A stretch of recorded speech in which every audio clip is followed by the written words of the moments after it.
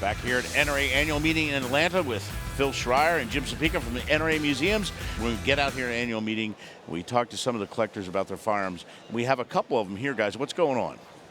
Well, John, we have Colonel Vincent Roush here with us from the Maryland Arms Collectors Association and the American Society of Arms Collectors with two guns that this morning won silver medals. The NRA Gun Collectors Committee will only award up to 10 medals at any annual meetings for the very best guns that they can find in the show floor.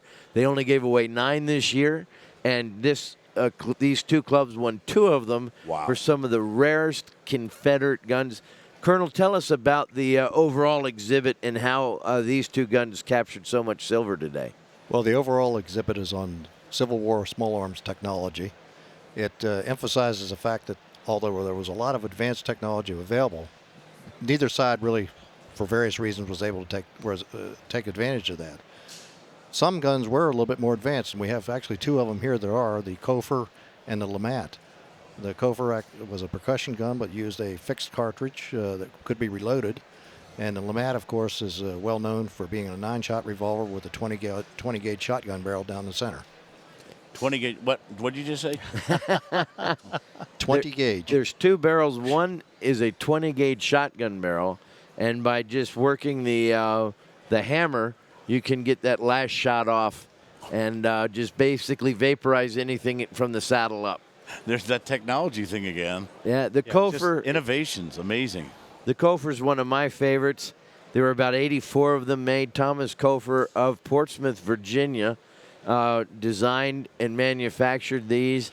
Colonel, you have some paper that came with these. Tell us about the rarity of the paper. Yes, we have the original patent papers for this Type 2 Cofer with this particular cartridge, dated August of 1861 by the Confederate States of America, patent number 9, and it's the only known Confederate firearms patent.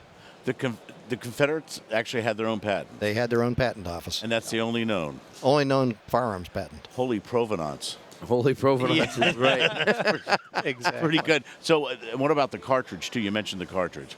This gun's remarkable in that it is not your standard percussion revolver like the LeMat or the Colt 60 Army. This one has the cylinder bored through end to end. And it took a metallic cartridge, but this cartridge didn't have a self-contained primer. You put the primer on a thimble in the bottom of the cartridge. You know, the folks all through the ages, even to today, who have developed firearms are some of the most clever and innovative people around. You see such different things like that. It's always what fascinates me about that. So Vince, this is a wonderful collection. Congratulations on your 2 silvers. How did you come about these? Well, these guns came out of several different collections that we have on display. There are actually 10 different collections represented by what we have on display down there. So it's an amalgamation of that. Both of these guns are owned by different individuals, and it's probably the largest gathering of Confederate weapons and some Union weapons in the last several years. That's awesome. Any Confederate-made arm is incredibly rare, and the Cofer is pretty much considered the rarest Confederate handgun. I would say so, yes. And there's a great piece of NRA history tied up in that, simply because of the fact that the North had the manufacturing might, but the South had the shooting tradition. And at the end of the Civil War, a bunch of Union generals sat down together and said, we can never get into this situation again where people are coming right out of the factories and we hand them a rifle and send them into the field. We need a system of training civilians in marksmanship, and a group of Union generals got together and formed that organization, called it the National Rifle Association. We're still training people to shoot. So much history tied up in these collections, these firearms, the technology, the history. It's really amazing. And that leads to this, what we call segue.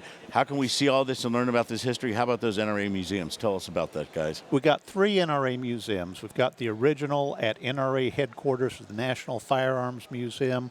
We have our newest museum, the NRA National Sporting Arms Museum. It's at the Bass Pro Shop in Springfield, Missouri. And we've got the great Frank Brownell Museum of the Southwest at the NRA Whittington Center in Raton, New Mexico. All are open every day of the week, and admission is always free. All right, guys, thanks for what you do, and thanks for being on Curator's Corner on NRA TV.